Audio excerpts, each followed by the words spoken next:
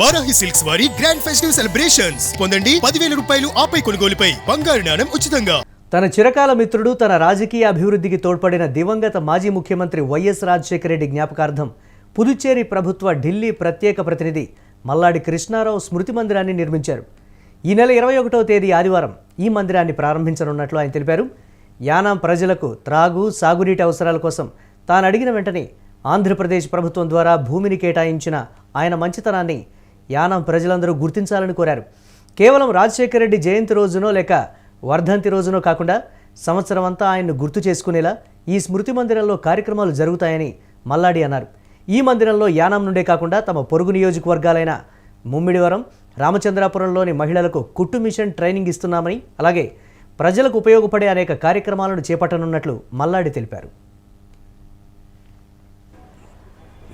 మహిళలు అలాగే టైలరింగ్ మీద ఎంబ్రాయిడింగ్ అన్ని కూడా నేర్చుకునే లేటెస్ట్గా టెక్నాలజీ తోటి నేర్పించే విధంగా ట్రైనింగ్ ఇచ్చే విధంగా 365 రోజులు కూడా వైఎస్ఆర్ గారు ఆ ట్రైనింగ్ ఈ రోజు మనం ఇక్కడ స్టార్ట్ చేసుకోబోతున్నాం. అందులో చాలా కాస్ట్లీ మిషన్స్ ఉన్నాయి. ఒక మిషన్ కాస్ట్ 3,60,000 రూపాయలు. ఇది దీంతో కాదు, ఇంకా 4 రెట్లు ఇంకా ఉన్నాయి. దాన్ని పెద్ద ఒక సెంటర్గా తీసుకొచ్చి వారికి బాగా ఉపయోగపడే విధంగా, వాళ్ళ కాళ్ళ మీద వాళ్ళు ఉపయోగ విధంగా వైఎస్ఆర్ గారు ఏ విధంగా అయితే ఆశించారో ఆ విధంగా ముందుకు తీసుకెళ్ళడానికి ఫస్ట్ ప్రయత్నం. ఒక టెంపుల్గా భావించి దేవుడు తర్వాత అతను దేవుడు, ప్రజలకు చేసిన దేవుడు. ఇవాళ మనం మనిషి లేకపోయినా కానీ 16 సంవత్సరాలు పైబడినా ఇప్పటికీ ఒక తెలుగు వాళ్లే కాకుండా ఇతర రాష్ట్రాల్లో కూడా వైఎస్ఆర్ అని చెప్తే వారు ముఖ్యమంత్రిగా చేసినప్పుడు వారి సేవల్ని గుర్తు చేసుకుంటూ ఉంటారు.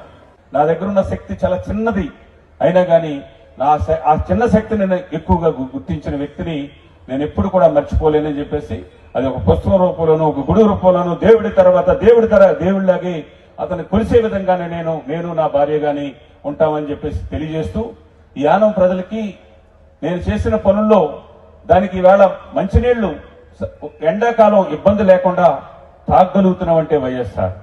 రైతులకు 2వ పంట నీరు అందుతుందంటే వైఎస్ఆర్. ఈవేళ మనకి చిన్న చిన్న రోడ్డు నుండి అదే రోడ్ల మీద వచ్చేప్పుడు ద్రాక్షారం రోడ్డు కానీ ఇవన్నీ కూడా మనకి ఇచ్చింది వైఎస్ఆర్. నీరు స్టోర్ చేసుకోవడానికి ఫ్రెంచ్ గవర్నమెంట్ ఆ ఫ్రెంచ్ గవర్నమెంట్ ఉన్నప్పుడు మన నల్లా ట్యాంక్ అని చెప్పేసి 2 ఉంటే అప్పుడున్న జనాభాకి కానీ ఇప్పుడున్న జనాభా కానీ పక్కనున్న ప్రజలకు కానీ చూస్తే నీరు అందని పరిస్థితుల్లో ఇంకొక రాష్ట్రాన్ని మనం ఆ భూమిని ఎక్వైర్ చేసి రైతులకు కూడా న్యాయం చేసి ఇచ్చింది వైఎస్ఆర్. అందుకనే వారి పేరు శాశ్వతంగా ఉండాలన్న ఉద్దేశంతో వైఎస్ఆర్ నగర్ అని, అలాగే ఇక్కడ స్టేడియం పక్కన ఉన్న స్టేడియం కానీ అన్ని కూడా వారి పేరును పెట్టి, అది ప్రభుత్వం ప్రజలు అది రుణం తీర్చుకోవాలి. నా పర్సనల్ గా నన్ను ఉన్నతమైన స్థానాన్ని తీసుకెళ్లారు కాబట్టి వారికి ఒక గుడి కట్టాలన్నా నా సొంత దాంతో కట్టాలన్న దాని నిర్ణయంతో నేను ఈరోజు ఆ గుడిని ఓపెన్ చేయడం జరిగింది. ప్రతిపక్ష నేతగా ముఖ్యమంత్రిగా పనిచేసినప్పుడు వైఎస్ రాజశేఖర రెడ్డి సమయపాలనకు ప్రజాస్వామ్య స్ఫూర్తికి ఆదర్శంగా నిలిచారని మాజీ ఎంపీ విజయసాయిరెడ్డి కొనియాడారు. సీఎంగా ఉండగా పాలకపక్షమైన తన పార్టీ కాంగ్రెస్ను అత్యంత సమర్థవంతంగా ముందుకు నడిపించారన్నారు.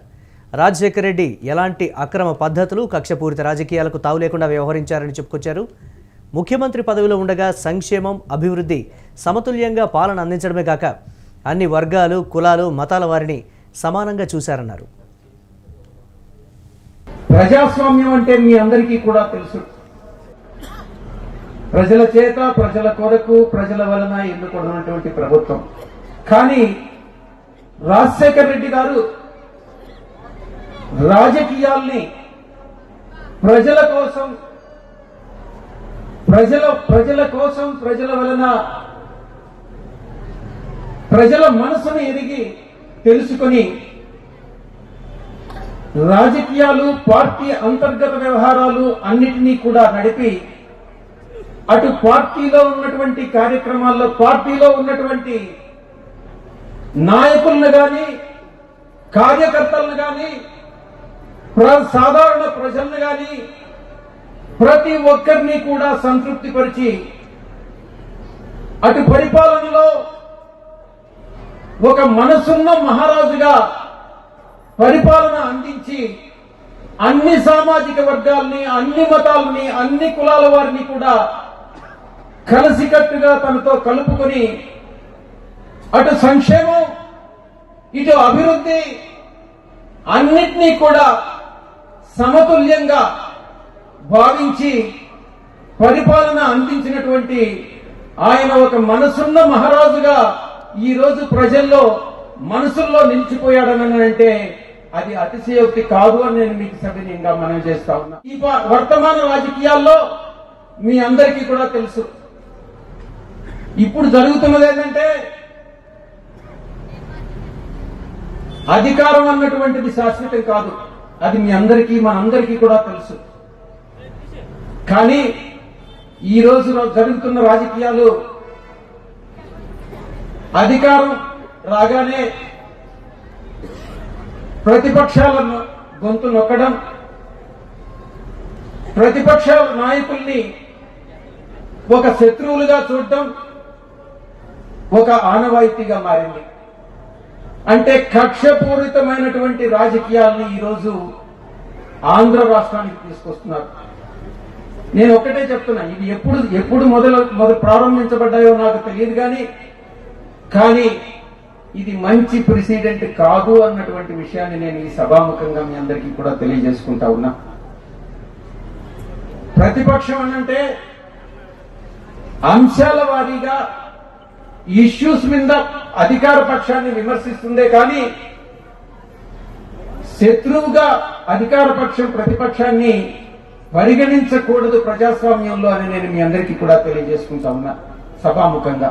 మన జీవితాలన్నీ ఈ రకంగా కాదు, ఇంకా ఎక్కడో ఉండేటటువంటి అన్నటువంటి విషయాన్ని తెలియజేస్తూ నాకు ఇచ్చినటువంటి ఈ అవకాశానికి ప్రతి ఒక్కరికి సభాముఖంగా మీడియా మిత్రులకి ఈ సభకు విచ్చేసినటువంటి నా సోదర సోదరీమణులందరికీ కూడా పేరు పేరు నా ధన్యవాదాలు తెలియజేసుకుంటూ నేను సెలవు తీసుకుంటా ఉన్నాను.